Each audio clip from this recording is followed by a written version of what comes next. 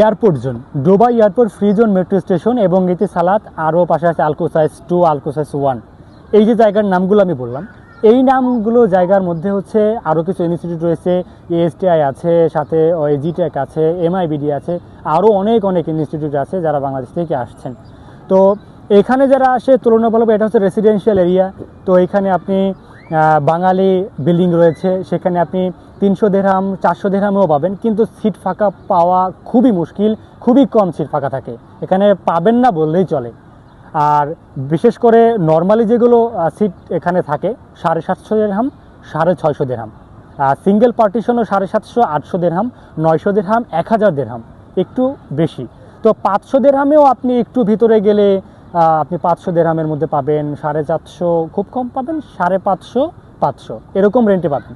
আর তুলনামূলকভাবে এখানে আপনি যদি রেস্টুরেন্টে খেতে যান তাহলে আপনি টাকায় শেষ করতে পারবেন না, এখানে খুবই কস্ট। রেস্টুরেন্টে খেতে গেলে আপনার মানে পোষাবে না, যাদের টাকা আছে তাদের পোষাতে পারে, এটা যার যার পার্সোনাল বিষয়। কিন্তু এখানে বিশেষ করে সবাই হাঁড়ি পাতিল কিনে নিয়ে নিজে রান্না করে খায়। এখন আসি আরও একটি জায়গা নিয়ে, যে জায়গাটা আরও খুব কম রেন্টে পাওয়া যায়, সেটা হচ্ছে সাতোয়া। এটা আমাদের যে ডাউনটাউন ব্রুজ খলিফার সামনে বিচের পাশে একটা জায়গা, সেই জায়গার নাম হচ্ছে সাতোয়া।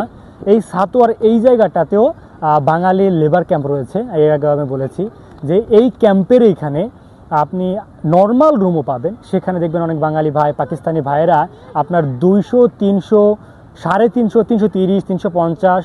এখানে কিন্তু একটা প্রবলেম আছে, আমরা যেমন অন্যান্য জায়গাতে 2 বেড সিস্টেম দেখি, কিন্তু এইখানে 3 বেড সিস্টেম। এখানে 330 হচ্ছে একবারে নিচেরটা, তারপরে উপরের মাঝখানটা 350, আর তার উপরেরটা 330ও হতে পারে, 350ও হতে পারে। তো 20-30 দিরহাম এরকম আপ ডাউনের পার্থক্য থাকতে পারে। যদি আরও একটা জায়গার নাম বলি যে বুর্জমান আরও একটি জায়গা যেখানে বিশেষ করে ট্যুরিস্টরা বেশি থাকে।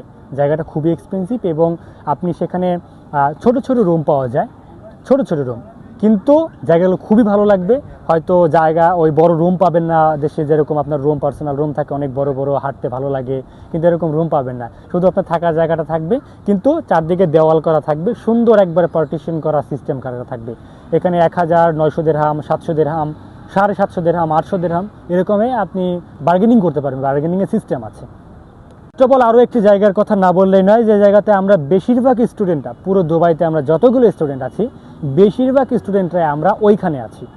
কোথায়? এটা হচ্ছে ডিআইপি, দুবাই ইনভেস্টমেন্ট পার্ক। এটা ফুললি একটা রেসিডেন্সিয়াল এরিয়া। এখানে 750 দিরহাম হচ্ছে নিচের বেড, আর উপরের বেড হচ্ছে আপনার 650 দিরহাম। এইভাবেই প্রত্যেকটা স্টুডেন্ট থাকে। অনেক জায়গায় দেখা যায় 550, 650 আছে, কিন্তু সেখানে ডিপোজিট দিতে হয়। আর ডিপোজিট মানে হচ্ছে সিকিউরিটি মানি। যদি আপনি পরের মাসে না থাকেন 20 দিন আগে আপনাকে জানাতে হবে, তাহলে সেখান থেকে ফিরিয়ে দেয়।